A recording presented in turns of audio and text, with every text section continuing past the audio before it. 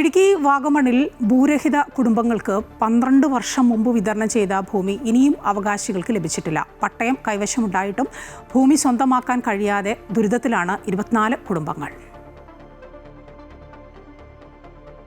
2014 ഫെബ്രുവരി 21 ഇടുക്കിയിൽ നടന്ന ജനസമ്പർക്ക പരിപാടിയിൽ വെച്ചാണ് അന്നത്തെ മുഖ്യമന്ത്രി ഉമ്മൻചാണ്ടി വാഗമണിലെ 24 ഭൂരഹിത കുടുംബങ്ങൾക്ക് 3 സെന്റ് ഭൂമി വീതം നൽകിയത്.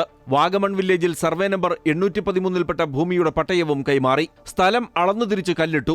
പട്ടയം ലഭിച്ചവർ ഇവിടെ വീട് വയ്ക്കാനെത്തിയപ്പോൾ സ്വകാര്യ വ്യക്തി തടസ്സവുമായി വന്നു. തന്റെ പട്ടയ ഭൂമിയാണ് സർക്കാർ ഭൂരഹിതർക്ക് വിതരണം ചെയ്തതെന്നായിരുന്നു ആരോപണം.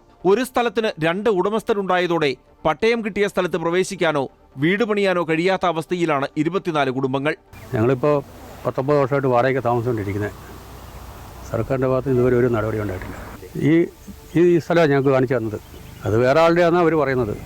ഞങ്ങൾ വില്ലേജിൽ ചെന്നപ്പോൾ താലൂക്കിൽ പോകാൻ പറഞ്ഞു. താലൂക്കിൽ ചെന്ന് ഇതെല്ലാം സംസാരിച്ച് കഴിഞ്ഞപ്പോഴത്തേക്ക് അളക്കാൻ വരുമെന്ന് പറഞ്ഞായിരുന്നു. ഞങ്ങളിവിടെ ഒരു 1 മണി വരെ ഞങ്ങൾ 24 പേരും കാത്തിരുന്നിട്ട് പിന്നെ ആ പുള്ളിയുടെ മൊബൈൽ സ്വിച്ച് ഓഫ് ആയിപ്പോയി.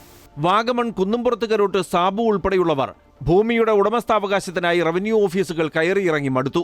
പട്ടയം കിട്ടി 12 വർഷമായിട്ടും ഭൂമി ലഭിക്കാത്തതിനെ തുടർന്ന് കോടതിയെ സമീപിക്കാൻ ഒരുങ്ങുകയാണിവർ.